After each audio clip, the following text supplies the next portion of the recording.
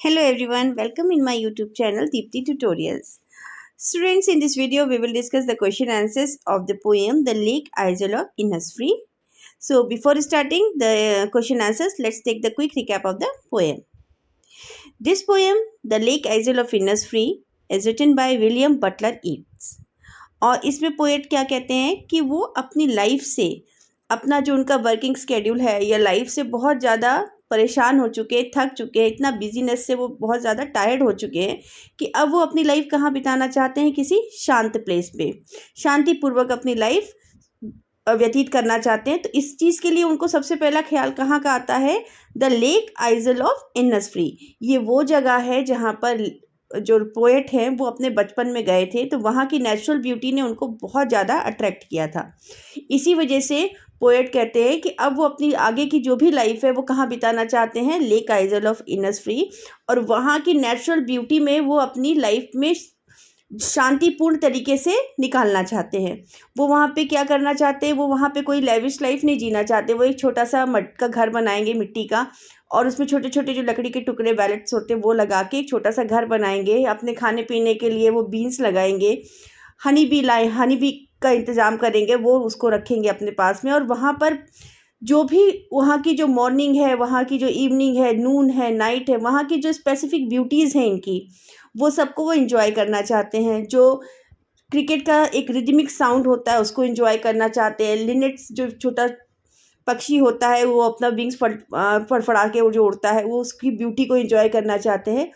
In the sense कि वो अब एक भी क्षण भी उस जगह पे नहीं रहना चाहते जहाँ पर उनकी लाइफ इतने बिजीनेस में है और वो बहुत ज़्यादा परेशान है। बिल्कुल उनका माइंड जो है वो फ्रस्ट्रेट हो चुका है, और अब वो बिना कोई भी क्षण गंवाए अब कहाँ जाना चाहते हैं? लेक आइजल ऑफ इन्निसफ्री में, ताकि वहाँ की शांति में, सुंदरता में, वहाँ की नेचुरल ब्यूटी में वो अपनी आगे की लाइफ को स्पेंड करें। तो ये पोएम है। अब चलते हैं इसके क्वेश्चन आंसर्स की तरफ।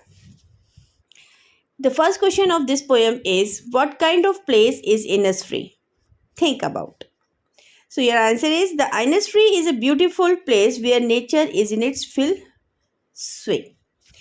ये इन्निसफ्री क्या जगह है? ये एक नेचुरल जगह है जहाँ पे सुंदरता, नेचुरल सुंदरता भरी हुई है। मतलब वहाँ पे पूरा जो जगह है वो एक नेचुरल ब्यूटी है, और वहाँ पे उसकी चरम सीमा पे है सुंदरता। जो नेचुरल ब्यूटी है वो चरम सीमा पे है। उससे सुंदर अगर वहाँ से शांतिपूर्ण जगह दूसरा कोई इमेजिन नहीं कर सकता। बहुत सुंदर जगह है with the lots of natural beauty in that. Second question, the 3 things the poet wants to do when he go back there. Poet वो कौन सी 3 चीज़ें हैं वहाँ पे जो करना चाहते हैं? तो your answer is, he wants to build a small hut of clay and wattles. मिट्टी से अपना एक छोटा सा घर बनाना चाहते हैं। He will have a 9 bean rows and hive for the honey bees. वो क्या करना चाहते हैं? पहले तो छोटा सा एक मिट्टी का घर बनाना चाहते हैं, मिट्टी और छोटी छोटी लकड़ियों के टुकड़ों से घर बनाना चाहते हैं। दूसरा, अपने खाने के लिए वो क्या लगाना चाहते हैं? 9 रोज ऑफ बीन्स। 9 रोज लगाना चाहते हैं जिसमें वो क्या उगाएंगे? बीन्स उगाएंगे, और हनी बी अपने पास रखना चाहते हैं। Third question, what he hears and sees there and it affects on him. उन्होंने वहाँ पर ऐसा क्या देखा या क्या सुना जो कि उनको इतना इफेक्ट किया? He hears peace come dropping and the cricket sings. He sees the midnight shine and the purple glow at noon. Evening are full of linnet's wings. He feels happy and gets peace of mind. उन्होंने वहाँ क्या देखा? वहाँ उन्होंने जो morning की सुंदरता है, दिन में सुंदरता है, वो सब अलग अलग इमेजिन किया है उन्होंने। ठीक है, पर्पल ग्लो ऑफ नून का मतलब जब सूरज ढलने लग जाता है तो उस टाइम पे वो कैसा हो जाता है? थोड़ा सा लाल टाइप का हो जाता है, तो वो purple glow of Noon. Evening में क्या उन्होंने इमेजिन किया कि जो छोटे छोटे लिनेट विंग्स होते हैं, जो अपना लिनेट्स होते हैं, वो अपना पंख फड़फड़ा के शाम के टाइम पे अपने दिन भर का खाना ढूंढ के शाम को अपने घर जाते हैं। तो वो उनकी जो उड़ने की और वो फड़फड़ाहट जो है विंग की, उसकी सुंदरता, यही सब चीज़ उन्होंने इमेजिन की जिसने उनको बहुत ज़्यादा अट्रैक्ट किया। What he hears in his heart core even when he is far away from the Innisfree. अब आपको ये बताना है इस क्वेश्चन में कि वो जब इन्निसफ्री से दूर हैं तब भी उनके दिमाग में, दिल में वो इन्निसफ्री की जो पिक्चर चल रही है वो ऐसा क्या इमेजिन कर रहे हैं?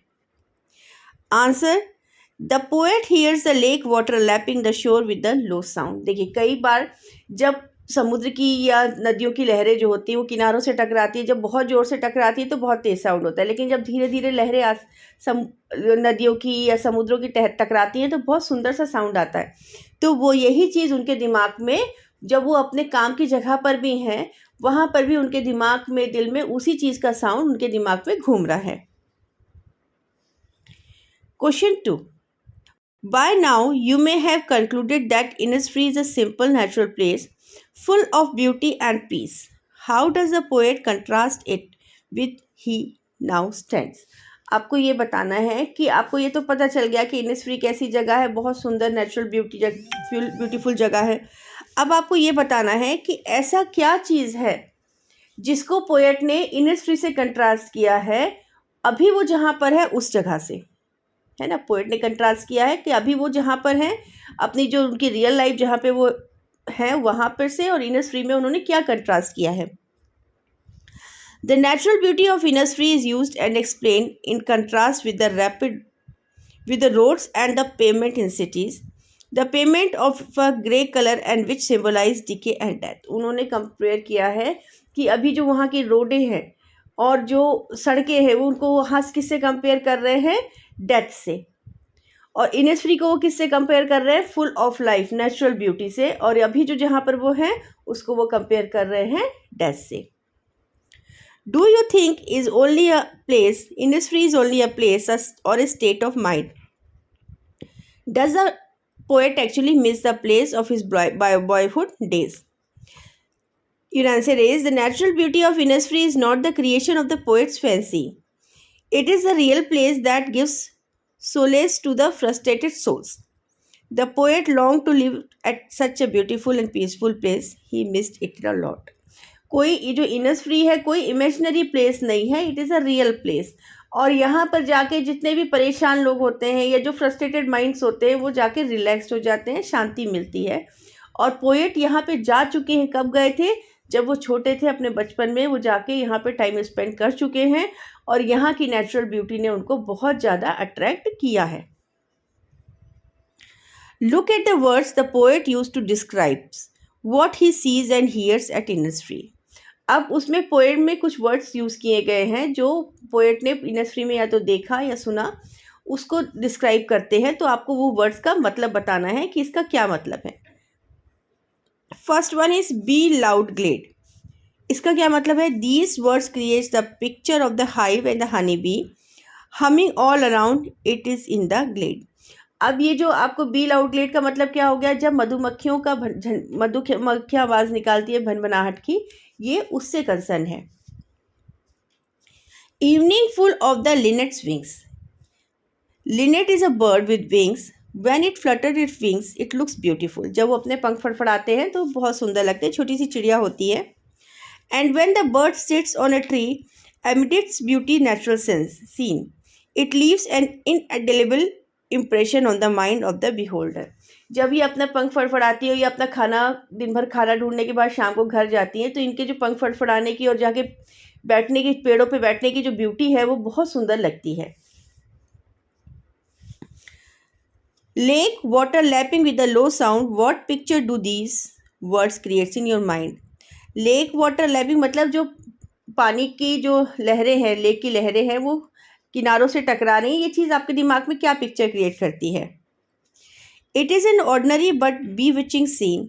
The wave strikes the lake shores to create a pleasing and soothing sound. जब वो धीरे से आके किनारों में टकराती है लहरें, तो वो एक बहुत सुंदर सा और संतोष देने वाला साउंड क्रिएट करती हैं, जो कि सुनने वाले को बहुत संतोष प्रदान करता है या शांति प्रदान करता है।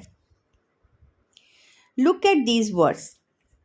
Piece comes dropping slow dropping from the veils of the morning to where the cricket sings. What do these words means to you? What do you think comes dropping slow from the waves of the morning? What does to where the cricket sings mean? These words means the peaceful surrounds that area at dawn. The pleasing and the melodious sounds of cricket greets the morning. It adds sweetness to the serenity of the place. मतलब कि ये जो भी word वो use कर रहे हैं वो उनका मतलब क्या हो गया कि वो उस जगह की सुंदरता को एक्सप्लेन कर रहे हैं वर्ड्स में, कि जब क्रिकेट एक टाइप सॉर्ट ऑफ इंसेक्ट होता है, झींगुर जिसको बोलते हैं। झींगुर की जो आवाज़ें होती हैं, आप कभी रात में मिडनाइट सुनो तो बहुत रिदमिक लगती हैं।